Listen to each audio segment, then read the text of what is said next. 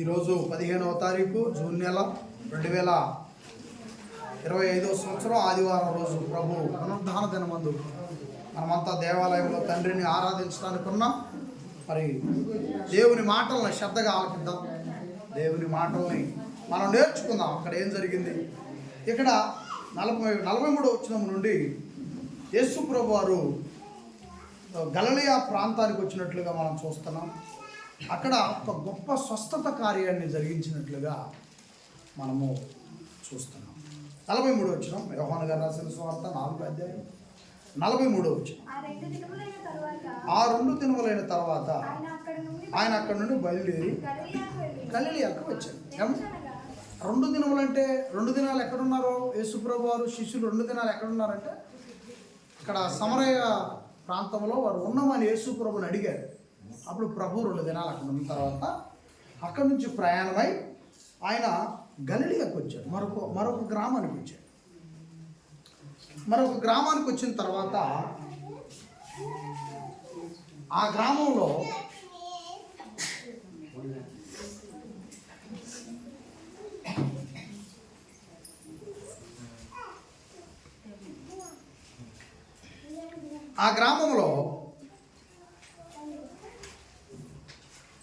యేసు ప్రభు వారు ఉంటున్నటువంటి ఆ సమయం ముందు 44 వచ్చింది. ఎందుకనగా ప్రవక్త స్వదేశములో ఘనత పొందడని యేసు సాక్ష్యం ఇచ్చాడు. యేసు సాక్ష్యం ఇచ్చాను అంటే ఏమని చెప్తున్నాడంటే సొంత గ్రామంలో సొంత వారికి అనుకున్నంత గౌరవం మర్యాద ఉండదు. సొంత ప్రజల మధ్య మనము ఘనత పొందలేము, హెచ్చింపబడలేము. సొంత ప్రజల మధ్య ఘనత పొందలేము, హెచ్చింపబడలేము. కనుకనే మా ఊరు వెలుపూరు, నా పరిస్థితి అంతే. మీ ఊరు తాళసెరు, మీ పరిస్థితి అంతే. మీ ఊరు అచ్చంపేట, మీ పరిస్థితి అంతే. మీ ఊరు నీలేశ్వరపాలెం, మీ పరిస్థితి అంతే. కనుకనే ఏ ఊరికి పెట్టని పేరు, ఏ ఊరికి పెట్టని పేరు పెట్టబడిన ఊళ్ళో మనం ఉంటున్నాం కాబట్టి, మన ప్రజల మధ్య మనకు ఘనత లేదు కాబట్టి ఊరికి పెట్టని పేరు యేసుక్రీస్తు వారు సంఘానికి పెట్టాడు. ఊరికి పెట్టిన పేరు యేసుక్రీస్తు వారు సంఘానికి పెట్టాడు. సంఘానికి పెట్టబడిన పేరే క్రీస్తు సంఘం.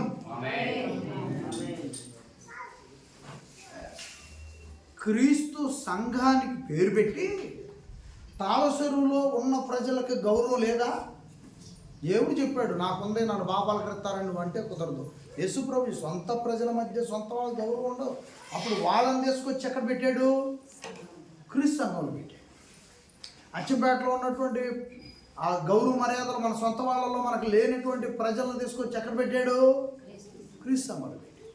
ఏలుపూరులో ఉన్నటువంటి గౌరవ మర్యాదలు లేని ప్రజల మధ్యలో ఉన్నటువంటి పరిస్థితులు తీసుకొచ్చి ఎక్కడ పెట్టాడు? క్రీస్తు సంఘంలో పెట్టాడు. నీలేశ్వరపాలెంలో ఉన్నాడు, ప్రజల మధ్య గౌరవ మర్యాదలు లేనటువంటి వాళ్ళని తీసుకొచ్చి ఎక్కడ పెట్టాడు? క్రీస్తు సంఘంలో పెట్టాడు. యేసుక్రీస్తు వారు సంఘమును స్థాపించి సంఘమునకు క్రీస్తు సంఘం అనే పేరు పెట్టి ఈ నలుమూలల ప్రాంతాలలో నివసిస్తున్న ప్రజల మధ్య మనకే గౌరవం లేకపోతే గౌరవ మర్యాదలు పొందుకోవటానికి యేసుక్రీస్తు వారు ఈ 4 ప్రదేశాల్లో ఉన్న ప్రజలను తీసుకొచ్చి క్రీస్తు సంఘంలో పెట్టి క్రీస్తు వారు రక్షణ ఇచ్చి క్రీస్తు వారు జీవవాక్యమునిచ్చి మనమంతా ఒకళ్ళనొకళ్ళం గౌరవించుకునేటట్లు మర్యాదించుకునేటట్లు మార్చేశాడు. ఇప్పుడు చెప్పండి, క్రీస్తు సంఘంలో గౌరవం ఉందా? ఏలుపూరులో ఉందా? క్రీస్తు సంఘంలో గౌరవం ఉందా? పాలెంలో ఉందా? క్రీస్తు సంఘంలో గౌరవం ఉందా? అచ్చంపేటలో ఉందా? క్రీస్తు సంఘంలో గౌరవం ఉందా? తాళసెరులో ఉందా? ఈ 4 ప్రాంతాల్లో నివసిస్తున్న ప్రజలకు గౌరవ మర్యాద లేకపోతే క్రీస్తు పరలోక ప్రతినిధి, పరలోకము నుండి దిగి వచ్చిన గొప్ప జీవవాక్కు మనకు గౌరవాన్ని, మనకు మర్యాదని కల్పించాడు. మనకి మన మధ్య ఉన్న ప్రజల మధ్య గౌరవం లేదు, కానీ యేసుక్రీస్తు దగ్గర మన మధ్య ఉన్న పెద్దల్లో మనకు గౌరవం లేదు. యేసుక్రీస్తు దగ్గర మన మధ్య ఉన్నటువంటి మన ఇంటి పేరుల మధ్య మనకు గౌరవం లేదు. యేసు ప్రభు దగ్గర ఉంది. మనం నివసిస్తున్న మన కులం మధ్య మనకు గౌరవం లేదు. యేసుక్రీస్తు దగ్గర మన కులం యేసుక్రీస్తే, మన ఇంటి పేరు యేసునామమే, మనకు పెద్ద యేసుక్రీస్తే. మనల్ని గౌరవించేది యేసును ప్రేమించి వచ్చే ప్రజలే, వాళ్ళే మనకు గౌరవం. అదే యేసు ప్రభు చెప్తున్నాడు. కాబట్టి మనం ఈరోజు ఇంత గౌరవ మర్యాదగా ఉండగలుగుతున్నామంటే మన పెద్దలా, మన ఇంటి పేరా, మన కులమా, మన గ్రామమా, ఇంత గౌరవ మర్యాద ఉండగలుగుతున్నామంటే యేసు క్రీస్తు వారు, మన రక్షకుడైన యేసు వారి వలన మనము గౌరవంగాను, మర్యాదగాను, ఆర్థికంగాను ఈ సమాజంలో జీవిస్తున్నాం.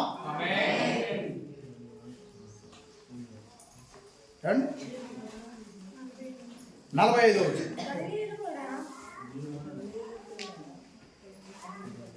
గలిలయులు కూడా ఆ పండుగకు వెళ్ళువారు కనుక యెరూషలేములో పండుగ సమయం ఆయన చేసిన కార్యములన్నీ వారు చూసినందున ఆయన గలిలయకు వచ్చినప్పుడు వారు ఆయన చేర్చుకుని, యేసు ప్రభు వారిని గలిలయులు ఏం చేశారట? చేర్చుకుని. యేసు ప్రభు వారు గొప్పవాడు, ఆయన దేవుని కుమారుడు కనుక వాళ్ళు అవన్నీ కూడా యేసు ప్రభుని బట్టి పరిశీలించి గలిలయలో ఉన్నటువంటి ప్రజలు యేసు ప్రభుని చేర్చుకున్నారు. మేము కూడా యేసు ప్రభుని ప్రకటిస్తున్నటువంటి ఆయన దాసులం కాబట్టి, యేసు ప్రభుని ప్రకటిస్తున్న ఆయన పనివాళ్ళం కాబట్టి ఇక్కడ కూర్చున్న మీరంతా మమ్మల్ని కూడా చేర్చుకున్నారు. ఆయన దేవుని కుమారుడు కనుక గలిలయులు యేసు ప్రభుని చేర్చుకున్నారు. మేము యేసుక్రీస్తు వారి పనివాళ్ళం కనుక మీరు చేర్చుకున్నారు. ఆయన పనివాళ్ళం కాకపోతే ఏ పని నిమిత్తం అన్నా ఈ ఊరు వస్తే ఎక్కువ కాలం ఉండగలుగుతారా? వ్యవసాయం ఉండగలుగుతారా? లేకపోతే ఏదైనా పని చేసుకోవడానికి వస్తారు ఉండగలుగుతారా? ఎక్కువ కాలం ఉండలేదు. ఏదో పని వచ్చి 1 సంవత్సరం 4 ఏళ్ళు చూసి. కానీ యేసు వారి పని నిమిత్తం వచ్చాం కనుకనే మీరంతా చేర్చుకున్నారు. ఎన్ని సంవత్సరాలు అయిపోయిందో మేము లెక్కేసుకుంటే కానీ మాకు ఆశ్చర్యంగా ఉంది. కానీ మాకు అసలు ఎలా జరిగిపోయిందో ఈ సంవత్సరాలు కూడా తెలియట్లేదు. ఎలా జరిగిపోయినాయి ఈ సంవత్సరాలు, అలా గడిపాము ఈ సంవత్సరాలు. మీరు చేర్చుకోబట్టే మాకు ఈ సంవత్సరాలు, ఈ నెలలో ఎలా దాటి వచ్చామో, మీ చేరిక మీరు చేర్చుకున్న విధానం మాకు మైమరిచిపోయింది. మాకు రోజుల్లో మరిపించింది, నెలలో మరిపించింది. కొన్ని వందల ప్రసంగాలు చేశాను నేను, కొన్ని వందల ప్రసంగాలు. యూట్యూబ్ వచ్చినాకే 100 ప్రసంగాలు చేశాను. యూట్యూబ్ రాకముందు రోడ్ల మీద, మరి ఇళ్లల్లో, మరి పంచాయత్ ఆఫీసులో, హై స్కూల్లో, ఎలిమెంటరీ స్కూల్లో, మరి గోడెంలో, మరి రాజుగారు పాతింటి దగ్గర కొన్ని వందల ప్రసంగాలు యూట్యూబ్ రాకముందే చేశాను. కొన్ని వందల ప్రసంగాలు యూట్యూబ్ వచ్చిన తర్వాత చేశాను. ఏమండి? కాబట్టి మీరు చేర్చుకున్న విధానం, నా ప్రభువుని బట్టి నా కుటుంబాన్ని మీరు చేర్చుకున్నారు ఆయన పని వాళ్ళని. ఆ రోజు గలిలయులు యేసు ప్రభుని చేర్చుకున్నారు, మీరంతా మమ్మల్ని చేర్చుకున్నారు. మన తండ్రి అయిన దేవునికి మహిమ కలుగునుగా.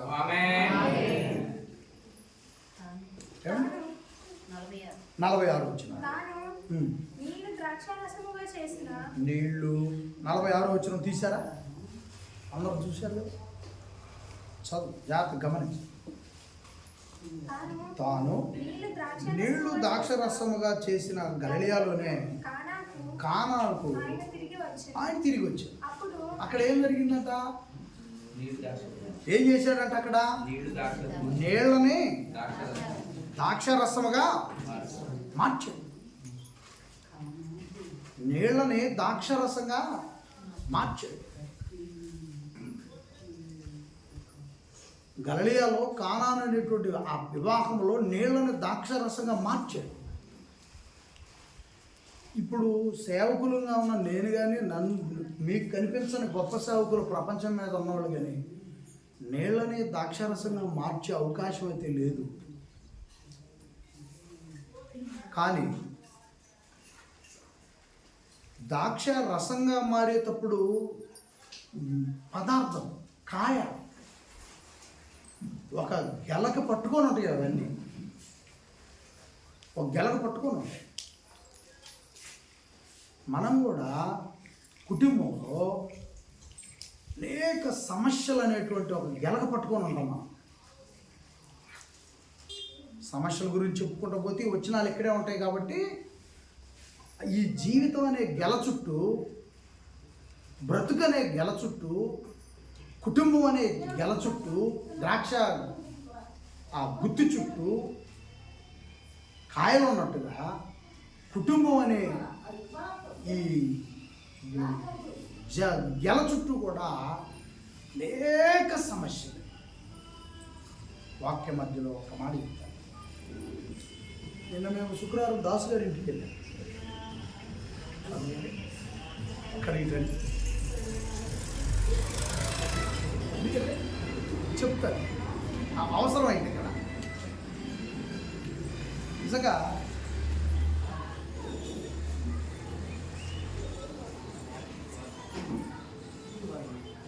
ఇంటి నిర్మాణం మనం అందరం కూడా దాసు గారు, పద్మక్క కుటుంబం నివసిస్తున్న ఆ ఇల్లుని మనం అందరం చూస్తున్నాం పలుమార్లు ప్రార్థనకి వెళ్ళి. ఒకరోజు ఇట్లా సంగతి అయ్యా, మరి పిల్లవాడు కొంచెం ఇల్లు చేయమంటున్నాడు, నేను హైదరాబాద్లో ఉన్నాను, ఇక్కడే ఉన్నాను, కొంచెం ఏర్పాటు చేయమని చెప్పాడు. వాళ్ళ పిల్లలిద్దరు ఓకే అనుకున్నారు. అయ్యా మరి అది చేయాలనుకుంటున్నా, నువ్వు రా ముందు, నువ్వు ఇక్కడ అడుగుపెట్టి ప్రార్థన చేసి వెళ్తే తర్వాత నేను పనులు మొదలుపెట్టు. సరే ఎంత ఒక 6 నెలల క్రితం వెళ్ళి ప్రార్థన చేసి వచ్చాం.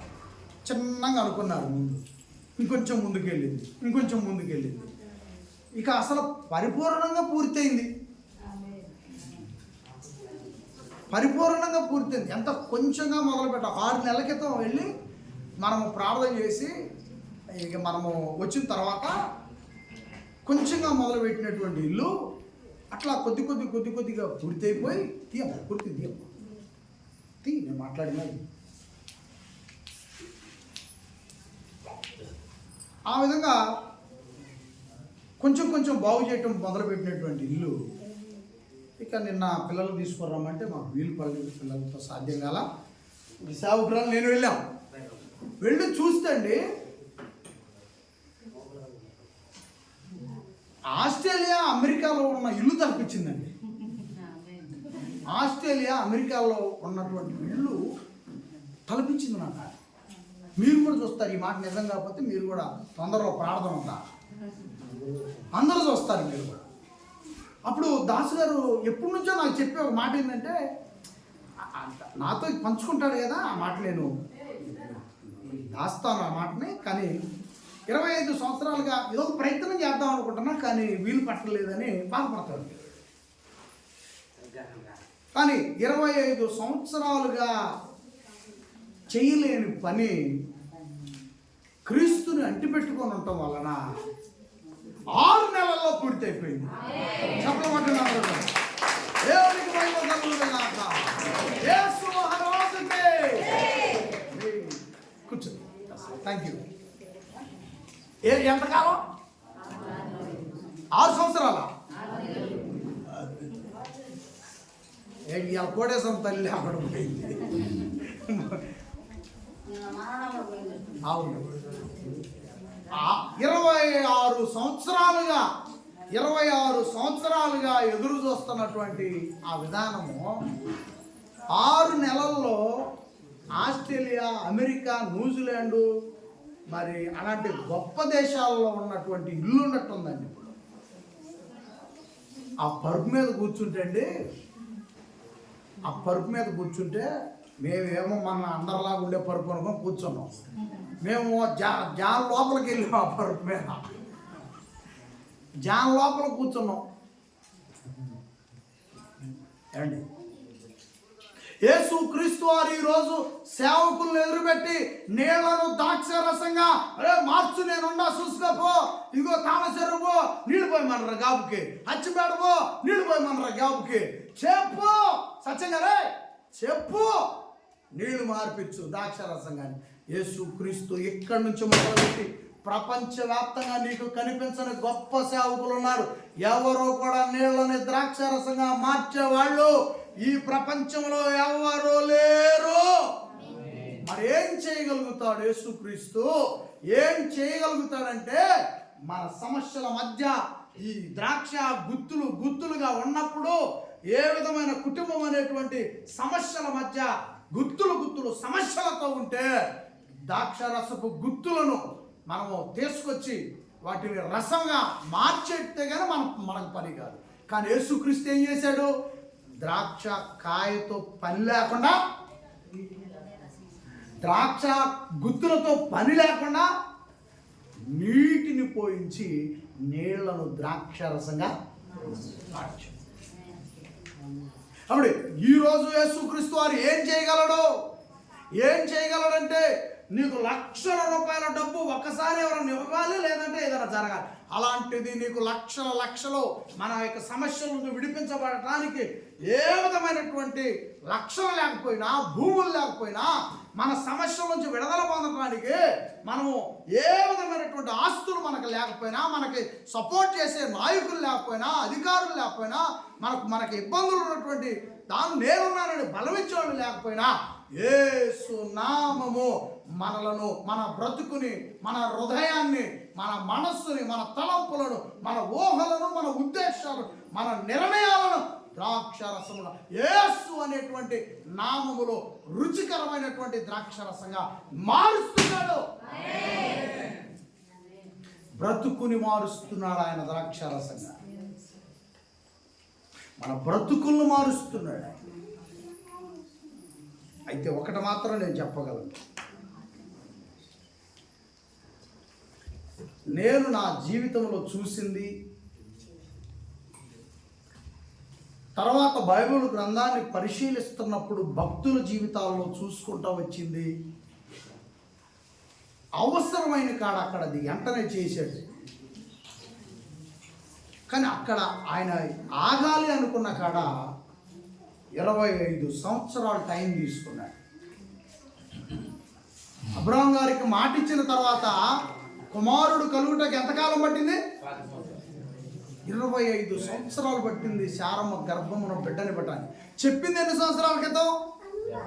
25 సంవత్సరాల క్రితం చెప్పాడు. నెరవేర్పు ఎప్పుడు చేశాడు? 25 సంవత్సరాల తర్వాత చేసి. కనుక మన జీవితంలో ఒక సమయం వచ్చుద్ది. ఈరోజు గుల్లిబాబు తిరివేడి ఇక్కడ లేరు, సంగీతరావు గారు అడిగిట్రండి.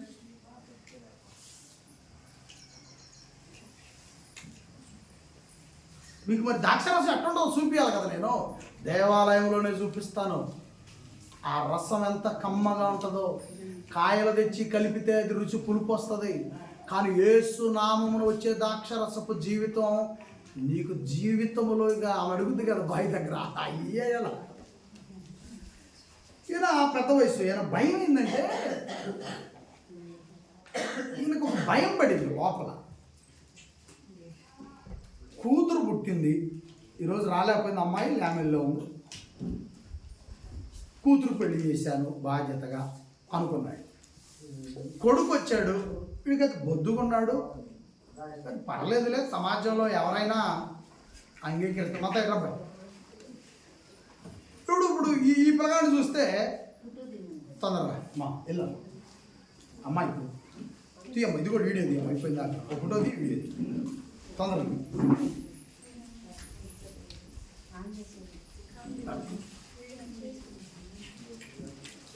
అమ్మాయి మీ అందరికి తెలుసు కదా, అమ్మాయి మీరు అందరూ చూసింది, అమ్మాయిని మీరు అందరూ చూశారు.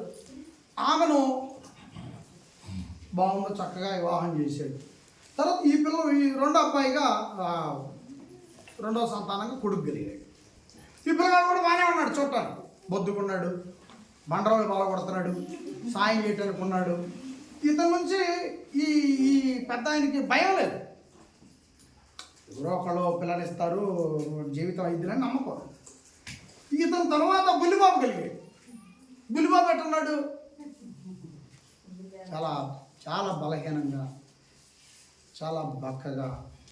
వీళ్ళకి ఆ భయం పడి వీళ్ళిద్దరు సక్సెస్ అయ్యారు. ఓకే, మరి ఈ లాస్ట్ వ్యక్తి ఎలా సక్సెస్ అవుతాడు? నేను అతన్ని ఒక ఇంటివాణి చేయగలిగి చచ్చిపోతానా, చేయకుండానే చచ్చిపోతానా?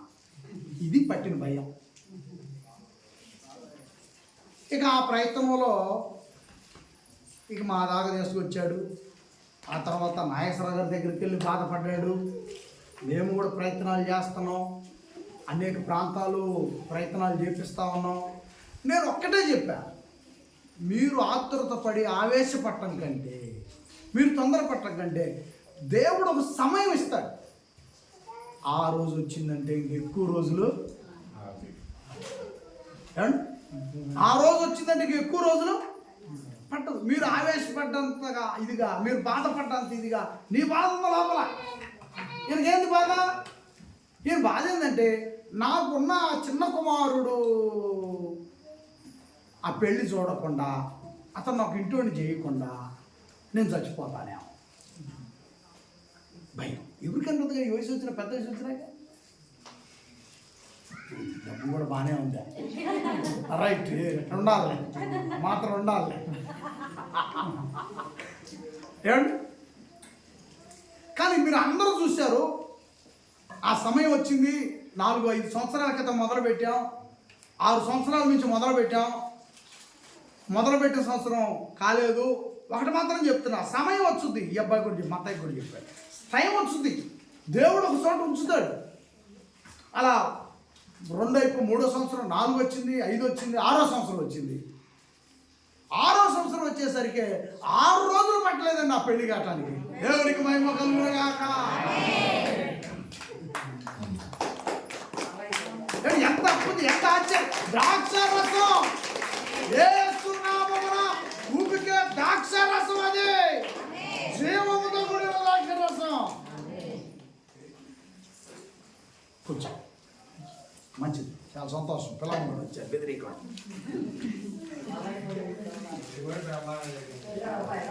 ఆ వివాహం ఎట జరిగింది? డాబాలు ఎక్కారంటే మీరు నమ్ముతారు, ప్రజలు డాబాలు ఎక్కారు. డాబాలు ఎక్కారా, పారివాళ్ళు ఎక్కారా? ఎంతకండి మరి వర్షం దగదగ మొదలైంది, పొయ్యి బగబగ మండుతుంది. వర్షం మొదలయ్యేటట్టుంది, పొయ్యి మండుతుంది. ఈరోజు అందరి ఒకళ్ళు దేవుడి దృష్టిలో ఒకళ్ళ జీవితాన్ని అలా చేయాలని ఆయన స్వార్థపరుడు కాదు. నా జీవితంలో నాకేది అవసరమో, మరే జీవితంలో మరేకేది అవసరమో, శాంతి జీవితంలో శాంతికి ఏది అవసరమో, స్వప్న జీవితంలో స్వప్నకి ఏది అవసరమో దేవుడు చేయుటకు ఆయన సమయమును తీసుకుంటున్నాడు. సమయమును తీసుకున్న తర్వాత అవసరమైన రోజు చాలా చాలా రుచికరంగా ఇస్తాడు. చాలా రుచికరంగా ఇస్తాడు. మీ అందరి జీవితంలో కూడా ఆయన అలా పని ప్రారంభించాడు. కాబట్టి సమస్యలు అనేటువంటి బ్రతుకులో ఉన్నటువంటి మనల్ని యేసు నామం అనే ద్రాక్షరసంగా, రుచికరంగా, పదార్థం లేకుండా, కాయతో పని లేకుండా, గుత్తులతో పని లేకుండా, యేసు నామం అనే ద్రాక్షరసముతో, ఆయన నామం అనే ద్రాక్షరసముతో మన కుటుంబాలను బాగు చేస్తున్నాడు ఆయన.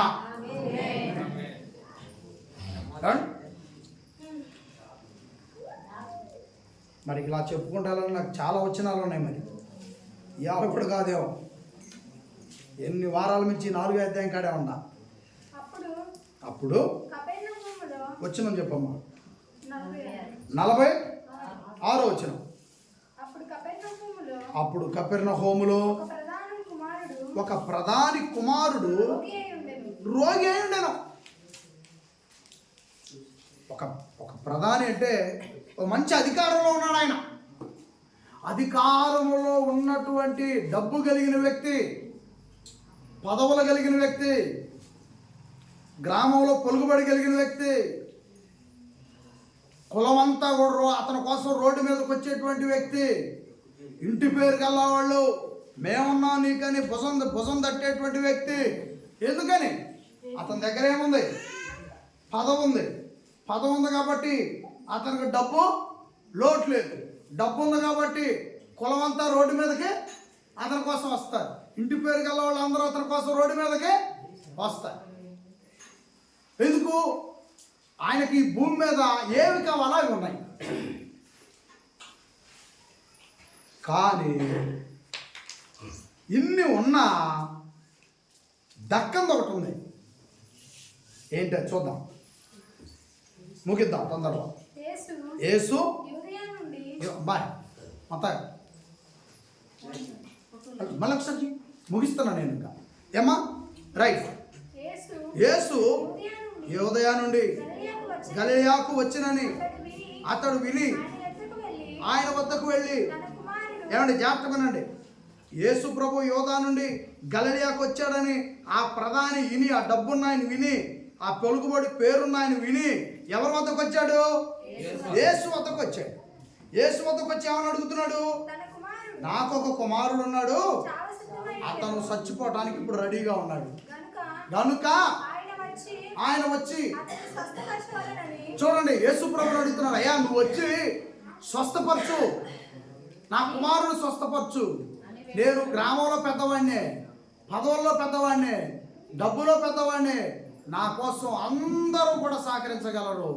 కానీ ఇన్ని ఉన్న వీటన్నిటి వల్ల కానీ ఏంటంటే స్వస్థత. డబ్బున్న వాళ్ళు ఎక్కడెక్కడికి వెళ్తారండి? ఎంత దూరం అయినా వెళ్తారు. కానీ ఎంత దూరం వెళ్ళినా అతనికి దొరకంది ఏంటిది? స్వస్థత. కులం వల్ల కాల, ఇంటి పేరు వల్ల కాల, పదవి వల్ల కాల, డబ్బు వల్ల కాల, అప్పట్లో ఉన్నటువంటి వైద్యుల వల్ల కాల. ఇక చచ్చిపోతే బాడీ చేసేది ఏముందని వదిలేశాడు అతను. కానీ చివరు నిర్ణయంగా ఏం చేశాడు? యేసు ప్రభు పట్ల విశ్వాసాన్ని పెంచుకొని యేసు ప్రభుని ఆశ్రయించాడు. వీళ్ళ ఎవ్వరి వల్ల కాంది లోక రక్షకుడైన నిజమైన ద్రాక్షావళి అయినటువంటి యేసు వలన అయిద్దని. కాబట్టి ప్రియమైన వాళ్ళరా చూడండి, ఇక్కడ ఏమంటున్నాడు? సావ సిద్ధమై ఉండేను కనుక ఆయన వచ్చి అతను స్వస్థపరచవలెనని యేసు ప్రభుని వేడుకొనేను. యేసు 48వ వచనం, యేసు సూచక్రియలను మహత్కార్యములను చూచుట కంటే మీరెంత మాత్రం నమ్మరని, అది మీరు అవి చూస్తేనే నమ్ముతారా అని అతనితో చెప్పాడు. 49. అందుకు ఆ ప్రధాని చూడండి ఏమని మాట్లాడుతున్నాడు? ప్రభువా, నా కుమారుడు సావకమునుపై రమ్మని బతిలాడుకుంటున్నాడు. నా కొడుకు చచ్చిపోతానికి నువ్వు రాయి అని బతిలాడుకుంటున్నాడు. 50 వచ్చిన యేసు నువ్వు వెళ్ళుము, నీ కుమారుడు బ్రతికి ఉన్నాడని అతనితో చెప్పగా ఆ మనుషుడు యేసు తనతో చెప్పిన మాట నమ్మి, అది ఆయన దగ్గర ఉన్న విశ్వాసం ఏంటంటే ఆయన రిక్వెస్ట్ చేస్తుంది ఏంటి? నువ్వు రాయాలి. యేసు ప్రభు చెప్పింది ఏంటి? నేను రావటం కుదరదని చెప్పాడు యేసు ప్రభు.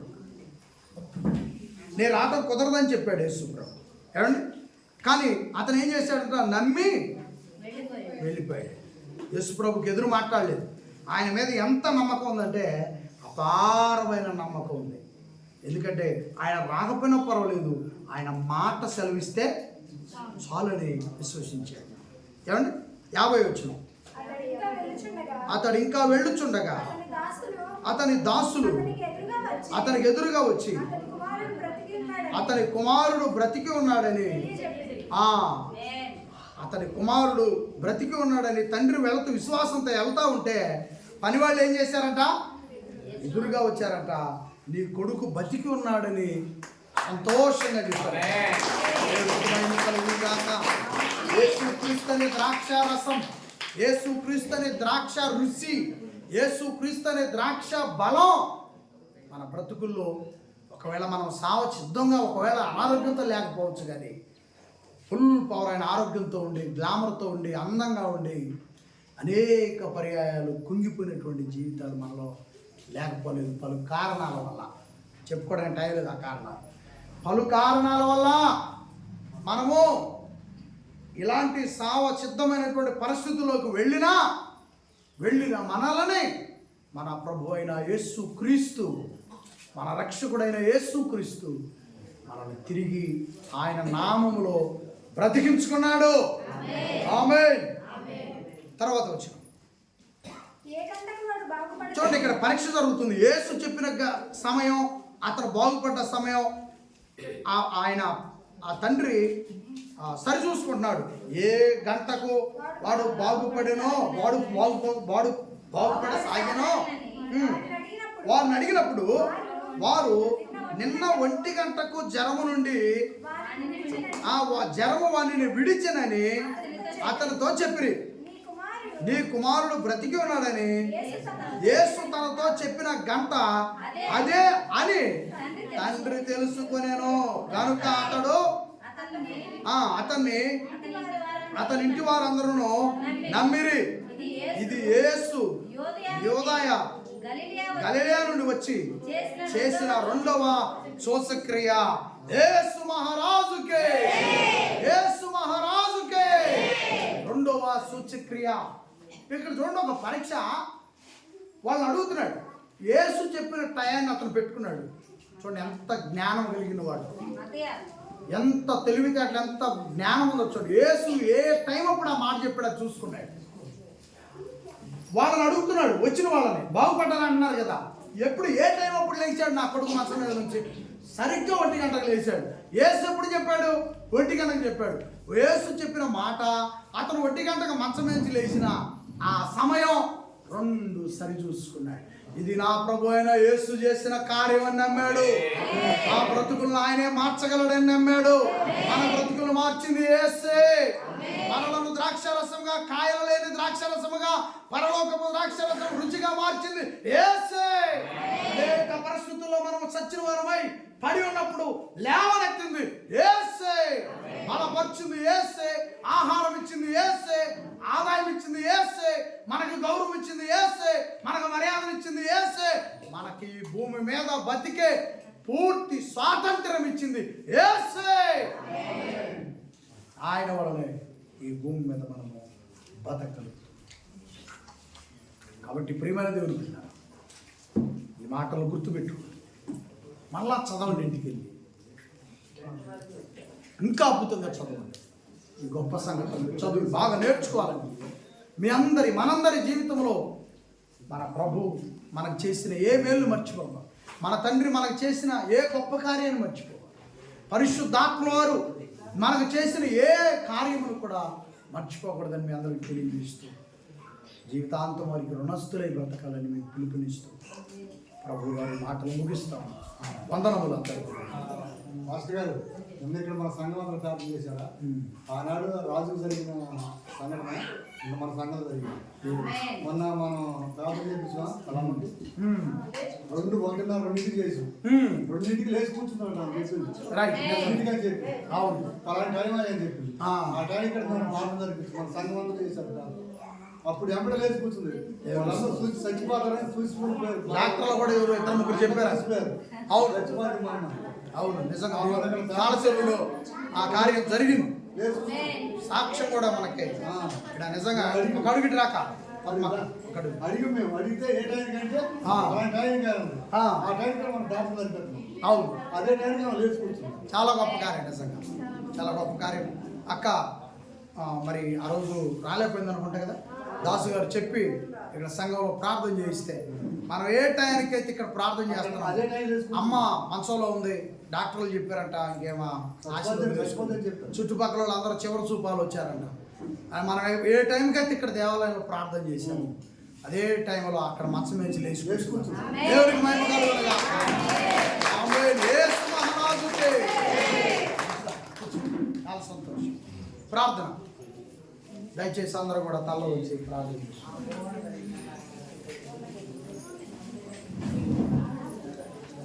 పరిశుద్ధుడైన మా తండ్రి, బా రెడీ గ్యాస్